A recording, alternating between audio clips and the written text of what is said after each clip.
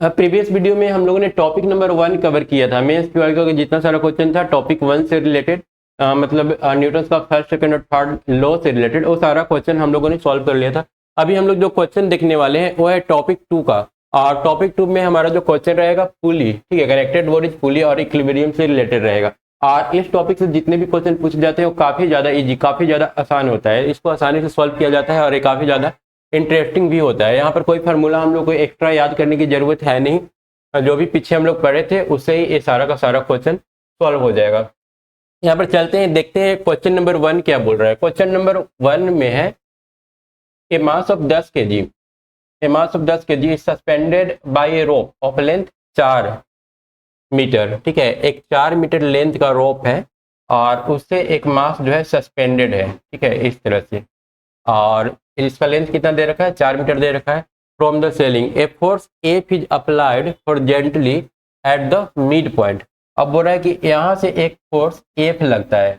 जब एफ लगेगा तो ये रस्सी थोड़ा सा इस तरफ खींच जाएगा।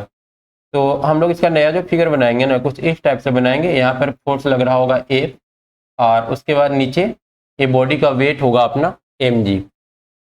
Point of the rope such that the top half of the rope makes an angle 45 degree. ये बोल रहा है कि एंगल जो बना रहा है हॉरिजॉन्टल के साथ ये बना रहा है 45 डिग्री। ये दोनों एंगल आधा आधा में बढ़ जाएगा, 45 डिग्री 45 डिग्री। अरे आधा पर मतलब 4 मीटर लेंथ था तो अब नीचे 2 मीटर बच गया है और ऊपर में 2 मीटर बच गया है। तो ये है इसका अभी तक का पूरा कहानी। द एफ इक्वल टू, तो पूछ रहा है कि एफ का वैल्यू क्या होगा, ये जो फोर्स इधर लगा है इसका वैल्यू क्या होगा। और नीचे में जो वेट दिया हुआ था ना उस बॉडी का, उसका वेट कितना है, 10 kg दिया हुआ है। तो ये हो जाएगा 10 इंटू जी। जी का वैल्यू ये लोग 10 दे करके रखा है, तो हम लोग 100 न्यूटन फोर्स नीचे लगा रहे हैं, ठीक है। अब इसको सॉल्व करने का दो तरीका है। एक तो हम लोग कंपोनेंट में डिवाइड करके बांट के भी सॉल्व कर सकते हैं, दूसरा लेमिस थ्योरम का यूज करके सॉल्व कर सकते हैं, ठीक है। तो हम लेमिस थ्योरम के हेल्प से बता देते हैं, लेमिस थ्योरम भी लोगों को पता चल जाएगा। और ऐसे कंपोनेंट में बांटना तो ऑलरेडी कई बार करवाया जा चुका है या फिर आगे भी हम लोग करेंगे। लेमिस थ्योरम के अनुसार हम लोग को ये वाला एंगल पता करना पड़ेगा। तो ए 45 है, ए 90 है, तो ए वाला फिर से कितना आ जाएगा, 45 आ जाएगा, ठीक है। और ए वाला फिर 90 रहेगा, मतलब ए टोटल मिला करके 90 प्लस 45 और ए वाला भी टोटल मिला करके 90 प्लस 45। हम लोग क्या लिखते हैं लेमिस थ्योरम में, ए डिवाइडेड बाई इधर का पूरा angle sine 90 plus 45, sign 90 plus 45 is equal to, ऊपर में जो फोर्स लग रहा है ऊपर में इसमें टेंशन फोर्स लगेगा, ठीक है, इस डायरेक्शन में, इस डायरेक्शन में टेंशन फोर्स टी लग रहा है, तो टी बटा ए वाला एंगल यहाँ पर हो जाएगा साइन 90 डिग्री और इज इक्वल टू नीचे में mg फोर्स लग रहा है 100 न्यूटन, तो 100 और उसके सामने वाला एंगल कितना हो जाएगा, ए वाला sine 90 plus 45, 90 degree plus 45 degree. और साइन 90 प्लस थीटा क्या होता है, कॉस थीटा होता है। तो इसको हम लोग लिख लेंगे एफ बटा कॉस 45, कॉस 45 हो जाएगा 1/√2 इज इक्वल टू ये हो जाएगा t/1 इज इक्वल टू 100 बटा ए भी कॉस 45 हो जाएगा, मतलब 1/√2। हम लोग का आंसर किससे आएगा, हम लोग का आंसर इन दोनों को आपस में कंपेरिजन करके आएगा। टी भी चाहे तो निकाल सकते हैं, टी का भी वैल्यू 100√2 आ गया, एफ का वैल्यू आ रहा है 100 न्यूटन, मतलब इसका सही आंसर कौन सा हो जाएगा, ए हो जाएगा। तो यहाँ पर विदाउट कंपोनेंट में बांटे हम लोग लेमिस थ्योरम का यूज करके आसानी से इस क्वेश्चन को सॉल्व कर लिए। एक क्वेश्चन कब का था, 2020 का, मतलब लेटेस्ट क्वेश्चन है। उसके बाद आते हैं क्वेश्चन नंबर 21 में। क्वेश्चन नंबर 21 क्या बोल रहा है, क्वेश्चन नंबर 21 है एन एलिवेटर, एक एलिवेटर है in a building can carry a maximum of 10 person. इस एलिवेटर में मैक्सिमम 10 आदमी बैठ सकता है। एक एलिवेटर होगा इस टाइप का और इसमें 10 आदमी बैठेगा और 10 का वेट कितना दे रखा है, 68 kg, ठीक है। तो इतना आदमी को ये लेकर के जा रहा है और साथ में खुद इसका अपना वेट कितना है, the mass of the elevator is 920 kg, 920 हो गया इसका अपना वेट, किलो इंटू 10 से मल्टीप्लाई कर देंगे तो ए बन जाएगा mg, इसका अपना वेट हो जाएगा एलिवेटर का। और उसके बाद साथ में क्या हो रहा है, जब ऊपर जा रहा है, ऊपर जा रहा है एक कांस्टेंट स्पीड से, स्पीड कितना है 3 मीटर पर सेकेंड, मतलब कि कोई एक्स्ट्रा फोर्स नहीं लग रहा है, इतना फोर्स ऊपर टी लग रहा होगा और टी इसको बैलेंस करेगा नीचे वाला फोर्स को। The frictional force opposing the motion, एक फ्रिक्शन फोर्स भी है जो ऊपर जाने से रोक रहा है, तो फ्रिक्शन फोर्स भी 6000 न्यूटन नीचे की ओर ही लगेगा, ठीक है। तो ऊपर टेंशन टी और नीचे इतना सारा फोर्स, ठीक है। If the elevator is moving up with full capacity the power delivered by motor. बोल रहा है कि अब मोटर जो इसको खींच रहा होगा वो टोटल कितना पावर डिलीवर कर रहा होगा। तो मोटर जितना इस पे फोर्स लगा रहा है उस फोर्स को अगर हम लोग वेलोसिटी से मल्टीप्लाई कर देते हैं तो क्या बन जाता है, वो पावर बन जाता है। तो पावर बराबर हो जाएगा टी, जितना फोर्स लगा रहा है मोटर इसके लिए, इतना सारा चीज को कैरी करने के लिए, O R into velocity. Velocity कितना दे रखा है, 3 मीटर पर सेकेंड। अब ये पूरा अगर हम लोग ऐड कर लेते हैं तो 680, अच्छा ये 68 केजी है, ठीक है। इस केजी को 10 से मल्टीप्लाई करेंगे तब ये न्यूटन में कन्वर्ट होगा, है ना। एम इंटू जी वो फोर्स होता है, वो वेट होता है। तो एम इंटू जी कर लिए। और ये 10 किस लिए यूज किए थे, क्योंकि 10 आदमी था ऐसा ऐसा, मतलब ये 6800 प्लस ये 9200 और प्लस 6000, इन तीनों को जोड़ लेंगे, इतना टोटल फोर्स लग रहा था। और इसमें फाइनली 3 से मल्टीप्लाई कर देंगे तो 0 0 और उसके बाद 0 2 8 2 10 के 0, रिमाइंडर 1 रहा, 915 15 6 21 सारे 22 और इतना इंटू 3, तो ये आ जाएगा 66,000 वाट। 66,000 वाट कौन सा है, ऑप्शन नंबर डी। ये भी कब का पूछा हुआ है, 2020 का एक पूछा हुआ, काफी आसान क्वेश्चन है, ठीक है। इस टाइप का क्वेश्चन सारा ऑलरेडी जो बुक से मी अकेडमी का उसमें अवेलेबल है। इस टाइप का सारा क्वेश्चन उसमें बताया गया है। टोटल आई थिंक 15 के आसपास क्वेश्चन होगा और उस 15 क्वेश्चन में इस टाइप का क्वेश्चन करवाया गया है। इवन लेमिस थ्योरम का भी क्वेश्चन था और इस टाइप का पावर निकालने वाला भी क्वेश्चन था। उसके बाद आते हैं क्वेश्चन नंबर 22, जो आज का थर्ड क्वेश्चन है, 2019 का है। A mass of 10 kg is suspended vertically by a rope from the roof. एक 10 kg का मास जो है इस तरह से लटका करके रखा गया है। 10 kg का 10 इंटू जी, इतना फोर्स इस पर लगेगा। When horizontal force is applied on the same point, the rope deviated. Applied on the rope at some point, बोल रहा है कहीं किसी पॉइंट पर एक फोर्स F अप्लाई किया जाता है और इससे क्या होगा कि एंगल 45 डिग्री में कन्वर्ट हो जाता है। मतलब ये नया जो फिगर बनेगा वो कुछ इस टाइप से बनेगा, ये 45 डिग्री और यहाँ पर इसका वेट रहेगा 10 इंटू जी। 10 इंटू जी कितना, 100 न्यूटन। यहाँ पर फोर्स एफ लगाया गया है। यहाँ पर ए से कुछ नहीं बोला है कि बीच में लगाया गया है, कहाँ पर लगाया गया है।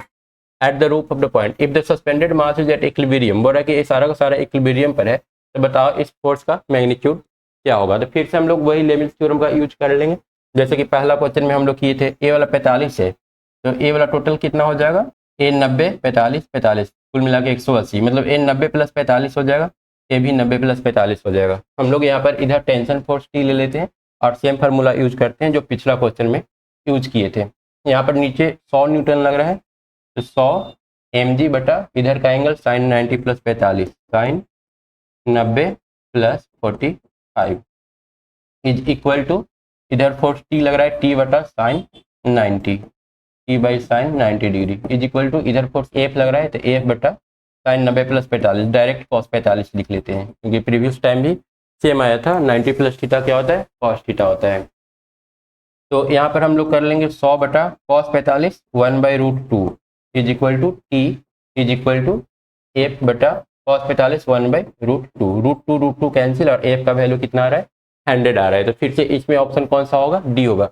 मतलब जो क्वेश्चन 2019 से पूछा था वही क्वेश्चन 2020 में रिपीट किया है। और आगे जो भी क्वेश्चन आएगा हम लोग अगर 21 22 23 24 करेंगे तो मैक्सिमम बहुत सारा क्वेश्चन रिपीटेड ही देखिएगा, क्योंकि 70 80 क्वेश्चन कर लेने के बाद नया टाइप का कुछ खास क्वेश्चन बचता नहीं है। बस वर्ड को वो लोग इधर उधर घुमा सकता है, इससे ज़्यादा कुछ कर नहीं सकता। उसके बाद आते हैं क्वेश्चन नंबर 23। क्वेश्चन नंबर 23 में दे रखा है a mass M is supported, कब का क्वेश्चन है, 2014 का है। Mass M is supported by a massless string wound around uniform hollow cylinder. एक हॉलो सिलेंडर है और हॉलो सिलेंडर में इस तरह से मास जो है नीचे लटका हुआ है। इसमें नीचे क्या वेट लग रहा होगा, mg, और इधर टेंशन फोर्स T लग रहा होगा। और इसके लिए अगर बात करें तो नीचे की ओर टेंशन T और यहाँ पर जो टॉर्क लगेगा ना, टॉर्क हम लोग यहाँ पर लिख सकते हैं। टॉर्क बराबर कितना हो जाएगा, टॉर्क होता है I into alpha, force into perpendicular distance बराबर I अल्फा। टॉर्क को हम लोग क्या लिखेंगे, torque tension into perpendicular distance कितना आ रहा है, R। हालांकि ये क्वेश्चन जो है ना रोटेशन चैप्टर में देना चाहिए था, क्योंकि रोटेशन का कंसेप्ट यहाँ पर मिला लिया है। ठीक है, रोटेशन में देना चाहिए था पर यहाँ पर दे दिया तो इसको हम लोग सॉल्व कर लेते हैं। आई इस सिलेंडर के लिए कितना होता है, एम आर स्क्वायर, तो एम आर स्क्वायर और अल्फा बराबर क्या होता है हम लोग जानते हैं, ए बराबर होता है आर इंटू अल्फा, जहां पर अल्फा क्या है, एंगुलर एक्सेलरेशन है, और a linear acceleration. Linear angular acceleration में ए रिलेशन हो जाता है ए बराबर आर इंटू अल्फा। तो यहाँ से अगर हम लोग अल्फा निकाल लें तो अल्फा बराबर हो जाएगा ए बाई आर। तो यहाँ पर हम लोग यूज कर लेते हैं ए बाई आर। तो एक आर कैंसिल हो जाएगा और यहाँ से भी एक आर कैंसिल होगा। तो यहाँ से आ रहा है T is equal to M into A. ठीक है, ये टेंशन फोर्स हो गया। अब उसके बाद अगर ये जो बॉडी है ए एक्सेलरेशन से अगर नीचे की ओर जा रहा होगा, ठीक है, if the string does not slip on the cylinder with what acceleration will the mass fall, किस एक्सेलरेशन से नीचे की ओर मूव करेगा। तो अगर ये एक्सेलरेशन से नीचे जा रहा है तो इसके लिए हम लोग इक्वेशन क्या यूज कर सकते हैं, नीचे mg माइनस टी, क्योंकि दो फोर्स लग रहा है, एक नीचे की ओर एक ऊपर की ओर। नेट फोर्स बराबर क्या होता है, मास इंटू एक्सेलरेशन। मास इसका स्मॉल m है तो m इंटू ए। ठीक है, और m is supported by a massless string, इसका wound around uniform hollow cylinder of mass m। ठीक है, यहाँ पर m मास दोनों का है, सिलेंडर का भी मास m था और इसका भी m था, दोनों स्मॉल m ही है, तो सब जगह पर हम लोग स्मॉल m ही यूज कर लेंगे। अब यहाँ से mg minus T is equal to क्या लिख सकते हैं, mg minus T is equal to m into A. ठीक है, नेट फोर्स कितना हो जाएगा, mg नीचे टी ऊपर, तो नीचे वाला फोर्स ज़्यादा है क्योंकि एक्सेलरेशन नीचे की ओर है, तो हम लोग ज़्यादा वाला में से कम वाला फोर्स को घटा लिए, mg में से t को घटा लिए, तो वो ma के बराबर आ गया। अब यहाँ से अगर हम लोग t निकालने जाएंगे, या फिर t का अगर यहाँ पर हम लोग वैल्यू पुट कर दें तो a आ जाएगा mg माइनस t का वैल्यू हम लोग ऑलरेडी निकाल चुके हैं ma is equal to ma, या फिर mg is equal to 2ma। m से m कैंसिल होगा, यहाँ से a बराबर कितना आ जाएगा, g बाई 2। ठीक है, अगर यहाँ से हम लोग वैल्यू निकाल लेते हैं a का, तो a बराबर ये g है और g के नीचे मल्टीप्लाइड है तो डिवाइड में चला जाएगा g बाई 2। तो हम लोग का यहाँ पर सही आंसर क्या आ रहा है, a बराबर g बाई 2। तो g बाई 2 कौन सा ऑप्शन है, ऑप्शन नंबर बी। तो क्वेश्चन नंबर 23 का सही आंसर क्या हो जाएगा, ऑप्शन नंबर बी। तो यहाँ पर एक्चुअली हम लोग को टोटल दो कंसेप्ट यूज करना था। पहला कंसेप्ट क्या यूज करना था, ए बॉडी जो है नीचे की ओर जा रहा है, हम लोग एज्यूम कर लिए कि इसका एक्सेलरेशन ए है, और अगर ये नीचे की ओर जा रहा है तो mg माइनस टी। पहला कंसेप्ट क्या यूज करना है, नीचे वाला फोर्स बड़ा होगा mg माइनस ऊपर वाला force is equal to ma, equation 1 बनेगा। दूसरा कंसेप्ट यूज करना है यहाँ पर, ठीक है, क्योंकि टी का वैल्यू हम लोग को नहीं पता है, तो टी का वैल्यू निकालने के लिए इसका जो टॉर्क होगा ना, टॉर्क होता है force into perpendicular distance. Force हमारा टी है इंटू सेंटर से परपेंडिकुलर डिस्टेंस r है, तो टॉर्क बराबर I into alpha, alpha a by R के बराबर होता है। इस कंसेप्ट का यूज करके हम लोग t का वैल्यू निकाल लेंगे, यहाँ पर पुट कर लेंगे और हम लोग को फाइनली a मिल जाएगा। तो ये दो कंसेप्ट से इस क्वेश्चन को सॉल्व किया जा सकता था। क्वेश्चन किस चैप्टर से था, ये रोटेशन चैप्टर से था, 2014 में पूछा था। नेक्स्ट क्वेश्चन में चलते हैं जो कि 2013 का क्वेश्चन है। 2 block of mass 20 kg, m1 कितना है 20 kg दे रखा है, ये हो गया 20 kg और m2 12 kg। ठीक है, are connected by a metal rod of mass 8 kg, ये वाला जो पूरा है पूरा का मास 8 kg है। The system is pulled vertically up, system को 480 न्यूटन फोर्स लगा करके ऊपर खींचा जा रहा है। तो सबसे पहले तो पता करेंगे कि इसका एक्सेलरेशन कितना होगा। तो हम लोग लिख सकते हैं 480 बराबर टोटल मास कितना हो जाएगा 20, 20 और 28 2 30 40, ये 40 m इंटू ए के बराबर। ठीक है, टोटल फोर्स बराबर m a, और a का वैल्यू अगर निकालेंगे तो 1 0 कैंसिल, ये आ जाएगा 12 मीटर पर सेकेंड स्क्वायर। ठीक है, 4 से कैंसिल होगा और 12, मतलब टोटल एक्सीलरेशन इसमें कितना है 12 मीटर पर सेकेंड स्क्वायर। अब आगे क्या पूछ रहा है, the tension at the mid point, mid point मतलब यहाँ पर टेंशन कितना होगा। तो यहाँ पर टोटल नीचे कितना बंद है, टोटल कितना मास बंद है, नीचे में मास जो बंद है ना वो हो जाएगा 12 और प्लस इसका अपना आधा इस रड का, मतलब 4, 12 और 4 16 kg, 16 kg मास नीचे में बंद है। अब टेंशन निकालने के लिए हम लोग क्या करेंगे, टेंशन बराबर या फिर टोटल फोर्स बराबर मास इंटू एक्सेलरेशन हो जाएगा। 16 इंटू एक्सेलरेशन, एक्सेलरेशन इसका हम लोग ऑलरेडी निकाल चुके हैं 12, तो 16 इंटू 12 कितना आ जाएगा, इसको मल्टीप्लाई करेंगे तो 16 इंटू 2 32, 2 रिमाइंडर हाथ में रहा 3, 16 3 17 18 19, मतलब कि सही आंसर 24 का क्या हो जाएगा डी। काफी ज्यादा आसान क्वेश्चन था। क्वेश्चन नंबर 25 में क्या दे रखा है, a uniform sphere of weight W, इसका वेट कितना हो जाएगा, W हो जाएगा, ठीक है। ऑफ रेडियस 5 सेंटीमीटर, इसका ए जो वैल्यू है ए कितना दे रखा है 5 centimetre. Is being held by string है सोन फिगर, यहाँ पर स्ट्रिंग का लेंथ कितना है, यहाँ से यहाँ तक 8 दिया है, लेकिन अगर यहाँ तक ले लेंगे तो 8 5 13 हो जाएगा, 13 सेंटीमीटर इसका लेंथ दिया हुआ है, ठीक है। अब हम लोग चाहें तो इसका ए वाला तो 90 डिग्री है, एंगल ए निकाल सकते हैं, या फिर ऐसा कर लेते हैं हम लोग इसको बैलेंस करने के लिए, क्योंकि इस पर टोटल नेट फोर्स जो है ना वो 0 है।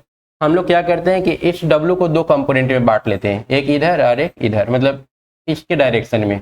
तो इसके डायरेक्शन में बांटने के लिए ए एंगल अगर पता है तो, क्योंकि ए वाला और ए वाला पैरेलल है, ठीक है, और ए पैरेलल है तो जो ए एंगल होगा उसके बराबर हो जाएगा ए वाला एंगल, ठीक है, और इस एंगल के बराबर हो जाएगा ए वाला एंगल, ठीक है। तो हम लोग को कोशिश करना है ए एंगल निकालने का। ए एंगल कैसे निकालेंगे, यहाँ पर एक तो लाइन इस तरह से ड्रॉ कर देते हैं। अब ए एक ट्रायंगल बन गया, और इस ट्रायंगल का अगर हम लोग देखें तो हाइट यहाँ से यहाँ तक नहीं पता है, पर ए 5 पता है, और इसका ए जो हाइपोटेनस है वो हम लोग को पता है कितना 13। तो चाहे तो यहाँ पर हम लोग कॉस थीटा और साइन थीटा निकाल सकते हैं। कॉस थीटा का वैल्यू कितना हो जाएगा B/H। कॉस थीटा तो नहीं निकाल पाएंगे, हाँ कॉस थीटा का वैल्यू निकल जाएगा, क्योंकि इसका जो बेस है, सॉरी बेस पता नहीं है, साइन थीटा निकाल सकते हैं। साइन थीटा का वैल्यू कितना आ जाएगा, साइन थीटा आ जाएगा P/H, और इसके लिए ए परपेंडिकुलर का काम करेगा, तो ये हो जाएगा 5/30। और यहाँ से अगर कॉस थीटा निकालना रहा तो हम लोग क्या कर लेंगे 1 - साइन स्क्वायर थीटा, 25/169 का अंडर रूट, और ए आ जाएगा 12/13 के बराबर, 12/13, क्योंकि 169 में से 25 जाएगा तो 144 बचेगा, और 144 का अंडर रूट अगर कर लेते हैं तो ये बच जाएगा 12। साइन थीटा कॉस थीटा जिसका भी जरूरत रहेगा वो हम लोग निकाल लेंगे, मतलब ए थीटा हम लोग को पता चल चुका है, और ए आ जाएगा, इसका जो ए कंपोनेंट हो जाएगा वो हो जाएगा W कॉस थीटा, और W कॉस थीटा इसके आज जो टेंशन फोर्स T है उसको बैलेंस करेगा, मतलब हम लोग लिख सकते हैं T बराबर W cos theta. W into cos theta का वैल्यू हम लोग कितना निकाले हैं 12/13। तो हम लोग का सही आंसर कौन आ रहा है 12 इसमें से किसी एक ऑप्शन को हम लोग चेंज कर लेंगे, यहाँ पर 13/12 तो होगा नहीं, इसको कर लेते हैं 12/13, ठीक है, 12/13, और फिर हम लोग का आंसर ये हो जाएगा। मतलब यहाँ पर हो सकता है कि ऑप्शन में मिस प्रिंट हो। हम लोग का सही आंसर क्या आने वाला है 12/13 इंटू W। हालांकि बुक में जो ऑप्शन दे रखा है वो 13/12 दे रखा है, लेकिन कॉस थीटा का वैल्यू कभी 1 से ज़्यादा होगा नहीं, 13/12 का वैल्यू क्या हो जाएगा 1 से ज़्यादा हो जाएगा। तो हम लोग आंसर आना चाहिए 12/13। उसके बाद चलते हैं क्वेश्चन नंबर 26 में। 26 नंबर क्वेश्चन दे रखा है, ए spring is compressed between 2 block of mass M1 and M2। यहाँ पर 2 ब्लॉक है, इसका मास M1 दे रखा है और इसका मास M2 दे रखा है। इन दोनों को कंप्रेस करके सटा दिया जाता है, ठीक है। जब सटा दिया जाएगा तो इसका जो मोमेंटम है, सटाने के बाद बोल रहा है कि उसको रिलीज कर दिया गया है, छोड़ दिया गया है।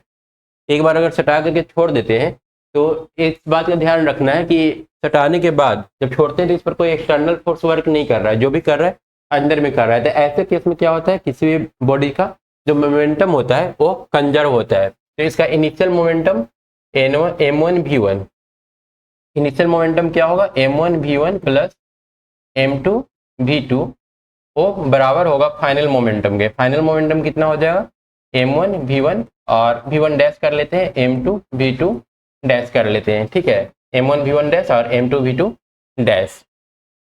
अब यहाँ पर चूंकि जब कंप्रेस किए हुए हैं तो दोनों का वेलोसिटी 0 है, तो हम लोग लिख सकते हैं 0 बराबर M1V1 डैश, और यहाँ पर एक माइनस साइन देते हैं, क्योंकि जब ये छोड़ेंगे ना, तो छोड़ेंगे तो एक इधर भागेगा तो दूसरा उस तरफ भागेगा, दोनों का जो वेलोसिटी होगा ना अपोजिट डायरेक्शन में होगा।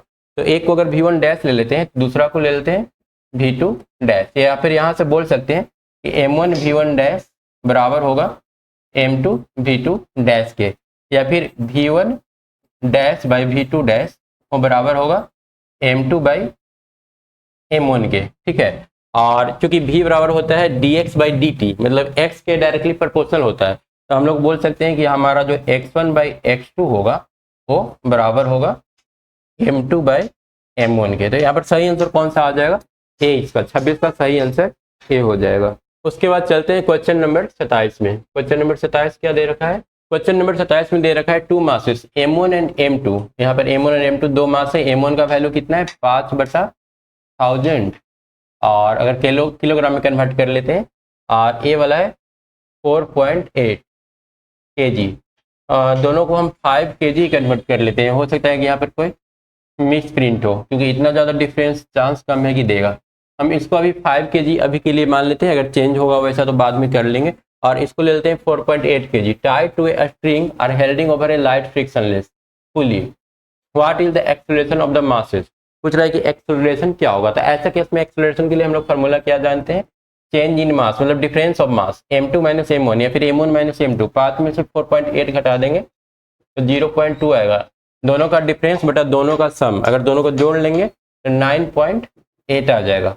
और इंटू जी का वैल्यू 9.8 लेने के लिए बोला गया। 9.8 कैंसिल हो गया तो ये आ गया आंसर 0.2 मीटर पर सेकेंड स्क्वायर। 0.2 मीटर पर सेकेंड स्क्वायर। 28 का सही आंसर क्या हो जाएगा, सी। उसके बाद चलते हैं नेक्स्ट क्वेश्चन, क्वेश्चन नंबर 29 में।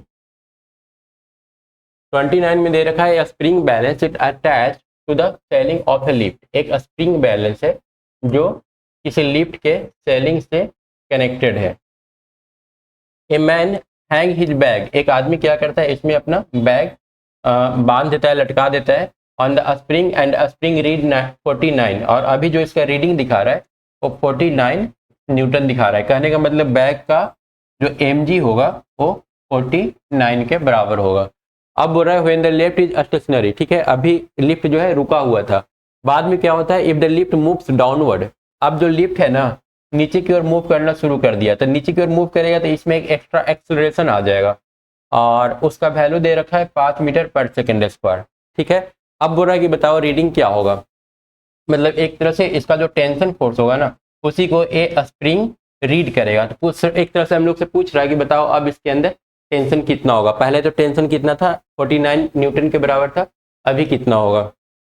तो अभी इसका इक्वेशन बनाएंगे क्योंकि लिफ्ट नीचे जा रहा है तो हम लोग 49 वाला को बड़ा एज्यूम करके चलेंगे। 49 minus T is equal to mass into acceleration. इसका मास हम लोग को नहीं पता है तो m इंटू एक्सेलरेशन का वैल्यू 5 है। हम लोग को टी निकालना है इस केस में। 49 माइनस m इंटू 5।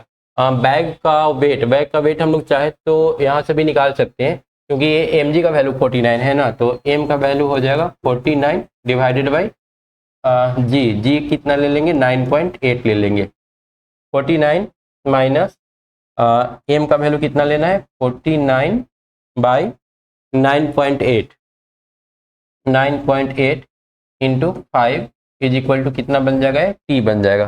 तब 49 अगर कॉमन ले लें तो ये हो जाएगा 1 minus 5/9.8 is equal to T.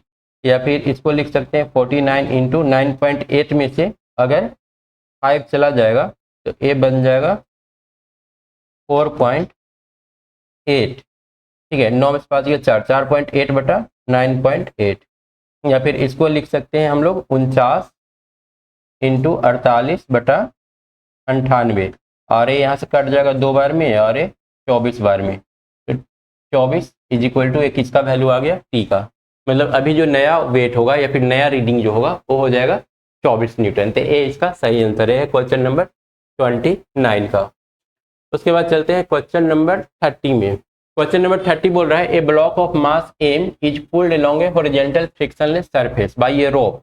एक ब्लॉक है जिसका मास कितना दे रखा है m दे रखा है, कैपिटल M, और इसमें एक रस्सी लगा हुआ है और इस रस्सी का मास कितना है frictionless surface by a rope of mass m। इसका मास स्मॉल m है और इस पर जो फोर्स लग रहा है वो P लग रहा है। ठीक है, free end of the rope the force exerted by the rope. बोल रहा है कि ये जो रोप होगा इस बॉडी पर कितना फोर्स लगा रहा होगा।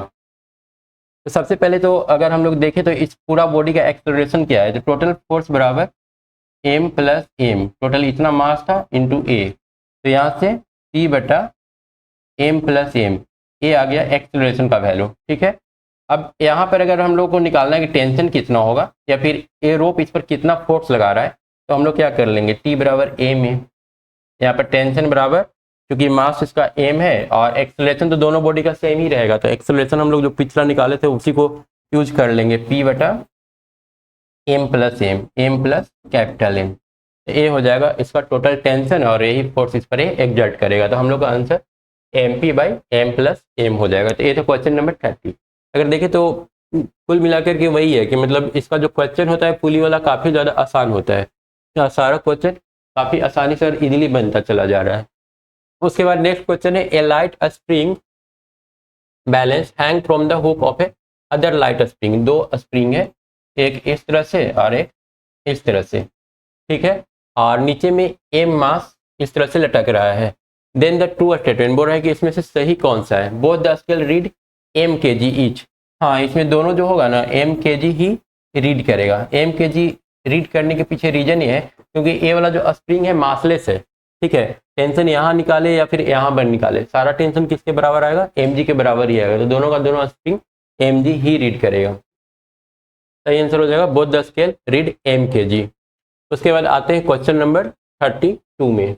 32 नंबर क्वेश्चन बोल रहा है कि ए लिफ्ट इज मूविंग डाउन। एक लिफ्ट है जो नीचे की ओर मूव कर रहा है, मूविंग डाउन विथ एक्सेलरेशन ए। एक लिफ्ट है जो ए एक्सेलरेशन से नीचे आ रहा है, ठीक है।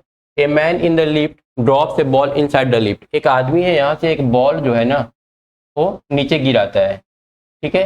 मतलब ए आदमी ए एक्सेलरेशन से नीचे आ रहा था, अब एक बॉल को ये गिरा दे रहा है। बॉल गिरेगा तो फ्री हैंड, मतलब उस पर कोई एक्स्ट्रा फोर्स नहीं लग रहा होगा, सिर्फ एक फोर्स लग रहा होगा और ड्यू टू ग्रेविटी। तो इसका एक्सेलरेशन जी होगा, लेकिन जी तब होगा जब हम लोग अर्थ से देख रहे हैं। इसको जी दिखाई नहीं देगा, इसको दिखाई देगा जी माइनस से, है ना, क्योंकि इसका अपना भी तो एक्सेलरेशन है कुछ। The acceleration of the ball as observe by the man in the lift. जो लिफ्ट में देख रहा है उसको क्या इसका एक्सेलरेशन दिखाई देगा, जी माइनस ए। इसको हम लोग इस तरह से एग्जाम्पल में समझ सकते हैं कि एक बस है वो 40 किलोमीटर पर आवर के स्पीड से जा रहा है, अब पीछे हम उसको पीछा कर रहे हैं वो भी 40 किलोमीटर पर आवर के या फिर 20 किलोमीटर पर आवर के स्पीड से। तो हमको लगेगा कि वो अगर 20 किलोमीटर पर आवर के स्पीड से पीछा करे तो हमको लगेगा कि वो बस थोड़ा स्लो चल रहा है। लेकिन वही हम लोग उतर करके देखेंगे ना तो 40 का 40 दिखाई देगा। तो नीचे वाला आदमी को तो ये जी एक्सेलरेशन दिखाई देगा, लेकिन जो एलिवेटर में ऑलरेडी ए एक्सेलरेशन से उसके साथ नीचे आ रहा है उसको दिखाई देगा जी माइनस ए। तो सही आंसर कौन सा हो जाएगा, सी, ठीक है। जो रुका हुआ है आदमी नीचे जमीन पर है उसको जी दिखाई देगा और जो एलिवेटर के अंदर है उसको जी माइनस ए दिखाई देगा। उसके बाद आते हैं next question. When forces F1, F2, F3 are acting on a particle of mass m such that F2 और F3 are mutually perpendicular। दो तो फोर्स इस तरह से काम कर रहे हैं, ये दोनों एक दूसरे पर परपेंडिकुलर हैं। ये हो गया F1 और ये हो गया F2। F2 और F3 परपेंडिकुलर पर है, F2 और F3 परपेंडिकुलर पर है, ठीक है, are mutually perpendicular. Then the particle remains stationary. तीन फोर्स काम कर रहा था और तीनों फोर्स लगाने के बावजूद वो पार्टिकल क्या है, स्टेशनरी है, रुका हुआ है। मतलब तीनों फोर्स आपस में बैलेंस होगा। आपस में बैलेंस तब होता है ना जैसे हम लोग एक ट्रायंगल वेक्टर का इस तरह से ट्रायंगल बना ले जिसका हेड और टेल एक दूसरे के ऊपर है। तो इस केस में यहाँ पर भी हम लोग देख रहे हैं कि 90 डिग्री पर है दो फोर्स। इसको हम लोग F2 एज्यूम कर लेंगे, इसको F3 एज्यूम कर लेंगे। और ये जो फोर्स है ना अगर इस पार्टिकल पर लग रहा है तो इसको शिफ्ट कर सकते हैं आगे पीछे। ये जो ट्रायंगल बना हुआ है ना, हालांकि ट्रायंगल बनाने का मतलब मेरा मतलब क्या हुआ, अगर कोई तीन वेक्टर को ट्रायंगल के फॉर्म में इस तरह से रख दे जिसमें एक का हेड दूसरे के टेल के ऊपर, दूसरा का हेड तीसरे के टेल के ऊपर हो, तो इसका जो नेट सम होता है ना जीरो होता है। तो यहाँ पर फोर्स भी वैसा ही लग रहा है क्योंकि पार्टिकल स्टेशनरी है तो नेट फोर्स जीरो है। इसका मतलब फोर्स का डायरेक्शन कुछ इस टाइप का होगा। मतलब यहाँ पर पार्टिकल होगा, एक तो आदमी नीचे इस तरह से खींच रहा होगा F2 फोर्स से, है ना, क्योंकि ये सारा वेक्टर है तो उसको हम लोग आगे पीछे पैरेलल में शिफ्ट कर सकते हैं। और ये जो व्यक्ति होगा इसको इधर खींच रहा होगा F3 फोर्स से, और एक आदमी जो है इस डायरेक्शन में F1 फोर्स से खींच रहा होगा, ठीक है। और तीनों बैलेंस है इसलिए पार्टिकल मूव नहीं कर रहा है। If the force F1 is now removed, अगर F1 को हम लोग रिमूव कर दें तब लगने वाला फोर्स एक्चुअली F1 जो था इन दोनों को बैलेंस कर रहा था, F2 और F3 को, ठीक है ना। तो हम लोग बोल सकते हैं कि हमारा जो फोर्स F1 होगा वो बराबर होगा F2 प्लस F3 का, है ना। ये दोनों ये रिजल्टेंट हो जाएगा इन दोनों फोर्स का। तो अगर F1 रिमूव कर देते हैं तो फिर ये दोनों फोर्स की वजह से वो आगे बढ़ेगा बॉडी, ठीक है।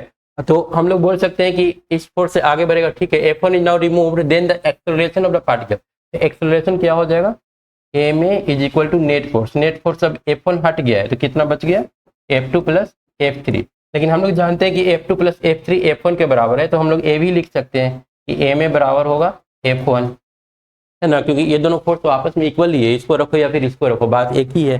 तो यहाँ से ए बराबर कितना आ जाएगा, F1/m। तो सही आंसर कौन सा है, ए। 33 का ए सही आंसर हो जाएगा। क्वेश्चन नंबर 34 में आते हैं। 34 दे रखा है, two forces are such that sum of their magnitude is 18 Newton.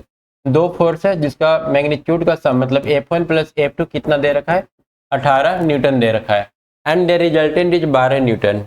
और बोल रहा है कि इन दोनों का जो रिजल्टेंट है वो 12 न्यूटन है, विच इज मतलब आर का वैल्यू कितना है, आर का वैल्यू हम लोग ले लेते हैं 12 न्यूटन, और ये जो रिजल्टेंट है वो स्मॉलर फोर्स पर परपेंडिकुलर है, वो चीज perpendicular to the smaller force. तो यहाँ पर दो फोर्स इस तरह से ले लेते हैं, एक फोर्स हो जाएगा F1 और एक फोर्स F2, इस टाइप से ले लेते हैं F2, और इन दोनों का जो रिजल्टेंट है ये इस तरह से हो जाएगा परपेंडिकुलर, ठीक है, F1 F2 और ये इसका रिजल्टेंट।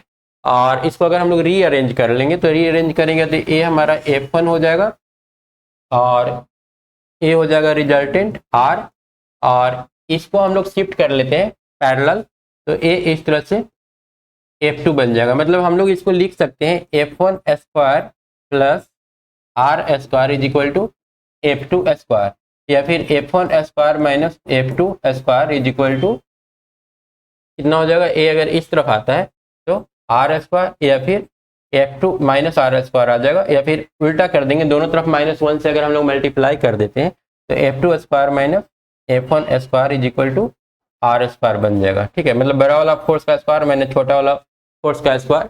R का वैल्यू कितना है, R का वैल्यू 12 है ना, R का वैल्यू रिजल्टेंट का वैल्यू 12 है, मतलब 144। मतलब बड़ा वाला फोर्स का स्क्वायर में से छोटा वाला फोर्स का स्क्वायर करेंगे तो 144 आना चाहिए।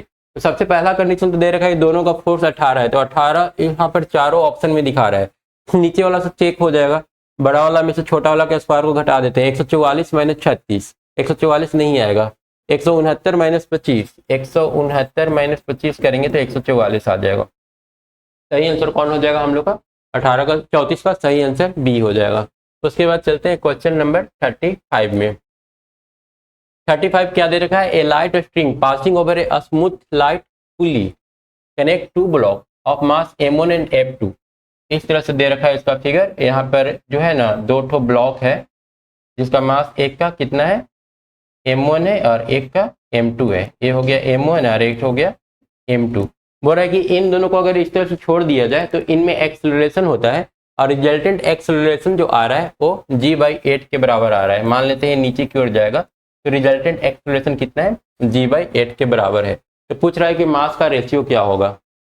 तो मास का रेशियो निकालने के लिए हम लोग जानते हैं ए का जो वैल्यू होता है, दोनों का difference M1 minus M2 into जी बटा दोनों का सम होता है M1 प्लस M2, और ए का वैल्यू ऑलरेडी यहाँ पर दे रखा है g/8, तो यहाँ से g और g कैंसिल हो जाएगा। मतलब कि ये जो आ रहा है हम लोग का M1 minus M2 into cross multiplication कर देंगे 8 इज इक्वल टू यहाँ पर आएगा M1 प्लस M2, और उसके बाद ये मल्टीप्लाई कर लेते हैं तो 8 M1 minus M1 is equal to a M2 है, और प्लस ये 8 M2 इस तरफ चला जाएगा 8 M2, तो ये कितना बन जाएगा 7 M1 बराबर 9 M2।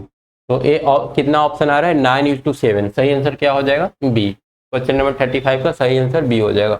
उसके बाद चलते हैं क्वेश्चन नंबर 36 में। 36 में दे रखा है 3 identical block of masses M2। 3 identical block है, मास कितना दे रखा है M बराबर of masses 2 kg are drawn by a force 10 newton या फिर 10.2 newton with an acceleration 0.6 meter per second square on a frictionless surface. Then what is the tension in a string between the block B और C? इन दोनों के बीच पूछ रहा है कि tension कितना होगा, ठीक है। और 3 identical block of masses M बराबर 2 kg, मतलब आइडेंटिकल है, मतलब सारा का सारा 2-2 kg है। तो फोर्स F लग रहा है और एक्सेलरेशन कितना दे रखा है, A बराबर दे रखा है 0.6, F का वैल्यू कितना दे रखा है 10.2 न्यूटन। इस क्वेश्चन में एक्चुअली एक्सेलरेशन देने का जरूरत नहीं था, क्योंकि अगर फोर्स दे दिया तो एक्सेलरेशन हम लोग खुद से निकाल सकते थे, और अगर एक्सेलरेशन दे दिया है उसके बाद फिर टेंशन पूछ रहा है बी और सी के बीच में, तब तो फिर m इंटू ए 2 इंटू 0.6 कर देंगे। हम लोग ऐसा करके चलते हैं, मान लेते हैं एक्सेलरेशन हम लोग को पता नहीं है और तीनों का मास हम लोग को पता है, तो इस केस में एक्सेलरेशन कैसे निकालेंगे? एक्सेलरेशन निकालेंगे F is equal to m into, ठीक है, m1 plus m2 plus m3 into ए करके, और एफ का वैल्यू यहाँ पर दे रखा है 10.2 न्यूटन, तो इतना डिवाइडेड बाई 6 अगर कर लेंगे तो एक्सेलरेशन निकल जाएगा। और उसके बाद बी और सी के बीच में टेंशन पूछा है, तो टी बराबर हो जाएगा, सिर्फ इस मास को खींचना है उस टेंशन फोर्स से, तो एम का वैल्यू 2 और इंटू ए का वैल्यू हम लोग निकाल लिखे हैं 10.2 डिवाइडेड बाई 6, तो ए अगर कैंसिल होगा तो 3 आएगा, और 10.2 बाई 3 सॉल्व करके अबाउट 3.4 आ जाएगा। तो इस केस में हम लोग का जो आंसर आ रहा है वो आ रहा है कितना? बी। तो हो सकता है कि यहाँ पर क्वेश्चन में कुछ मिस प्रिंट हो, ठीक है, एक्सेलरेशन यहाँ देने की जरूरत नहीं था, क्योंकि ऑलरेडी जब फोर्स दे दिया है तो फिर एक्सेलरेशन की रिक्वायरमेंट नहीं है, हम लोग एक्सेलरेशन निकाल सकते थे। तो उसके बाद आते हैं क्वेश्चन नंबर 37 में। 37 दे रखा है, one end of a massless rope which passes over a massless and frictionless pulley P is tied to a hook C। यहाँ पर एक हुक से इस तरह से बांधा हुआ है और इस तरह से रोप लटका हुआ है। Maximum tension of the rope is 360 Newton. इसमें मैक्सिमम टेंशन हम लोग 360 न्यूटन तक का दे सकते हैं, इससे ज़्यादा होने पर ये रस्सी क्या हो जाएगा? ब्रेक हो जाएगा। उसके बाद आगे क्या बोल रखा है, यहाँ पर मैक्सिमम टेंशन कितना आएगा? 360 न्यूटन। एक मैन, उसके बाद आगे दे रखा है what value of maximum step acceleration can a man of 60 kg climb on the rope. एक आदमी जो कि 60 kg वेट का है मैक्सिमम किस स्पीड से इस रोप पर चढ़ सकता है? तो अगर 60 kg का आदमी सिर्फ यहाँ पर इसमें खड़ा रह जाए तो वो नीचे की ओर कितना फोर्स लगाएगा? mg के बराबर 60 इंटू 10, ठीक है, जी का वैल्यू हम लोग 10 ले लेते हैं, तो ये 600 न्यूटन फोर्स नीचे लगा देगा, ठीक है, 600 न्यूटन। इसको चढ़ने की जरूरत नहीं है, ऐसे ही रस्सी टूट जाएगा, ठीक है। अगर सिर्फ ये बैठ गया इसमें या फिर इस रस्सी में लटक गया तो ये रस्सी क्या हो जाएगा? टूट जाएगा। इस रस्सी को बचाने का एक तरीका ये हो सकता है कि ये आदमी नीचे की ओर आ रहा होगा, नीचे की ओर इसका जो एक्सेलरेशन होगा वो ये होगा, क्योंकि ऊपर चढ़ने की कोशिश करेगा तो ये ऑटोमेटिक क्या होगा? रस्सी टूट जाएगा। और अगर इस आदमी का एक्सेलरेशन नीचे होगा तो इस केस में हम लोग एक इक्वेशन बना सकते हैं, mg 6 mg minus tension force 360 is equal to M into A. M कितना है? 60 kg है, इस आदमी का जो वेट है 60 kg है, इंटू एक्सेलरेशन। अगर इस एक्सेलरेशन से नीचे की ओर आएगा, ठीक है, अभी हम लोग क्या किए, नीचे का फोर्स ज़्यादा है तो नीचे की ओर एक्सेलरेशन इसका ए एज्यूम करके रखे हैं। अभी इसको हम लोग सॉल्व करते हैं तो ए आ जाएगा 240 इज इक्वल टू 60 इंटू ए, और यहाँ से ए का वैल्यू कितना आ रहा है? 0 0 कैंसिल 4। तो इस केस में हम लोग का आंसर सी हो सकता है, ठीक है। तो ये मतलब ऊपर की ओर नहीं चढ़ेगा, आदमी अगर नीचे की ओर उतरेगा तब इस केस में रस्सी को बचाया जा सकता है, और उसका सिर्फ एक्सेलरेशन कितना हो जाएगा? 4 हो जाएगा। ये था क्वेश्चन नंबर 37। उसके बाद चलते हैं नेक्स्ट क्वेश्चन, 37 तक ही था, तो टॉपिक नंबर 2 हम लोग का यहीं पर खत्म हो जाता है। और अगर इसको देखें तो इस टॉपिक में कोई भी ऐसा क्वेश्चन नहीं था जिसमें स्टूडेंट को थोड़ा सा रुकना पड़े, ठीक है। क्वेश्चन सारा का सारा बिल्कुल क्लियर था और आसानी से इसको सॉल्व करके इसमें मार्क्स लाया जा सकता है। उसके बाद नेक्स्ट टॉपिक देखेंगे अगले वीडियो में, और नेक्स्ट टॉपिक है फ्रिक्शन, और फ्रिक्शन से भी जो क्वेश्चन रहता है वो काफ़ी ज़्यादा आसान रहता है कंपेरिजन टू टॉपिक 1। टॉपिक 1 में डिफरेंशिएशन इंटीग्रेशन का नीड था, इसलिए वो थोड़ा सा डिफिकल्ट हो रहा था, पर यहाँ पर उस टाइप का क्वेश्चन कम ही पूछा जाता है।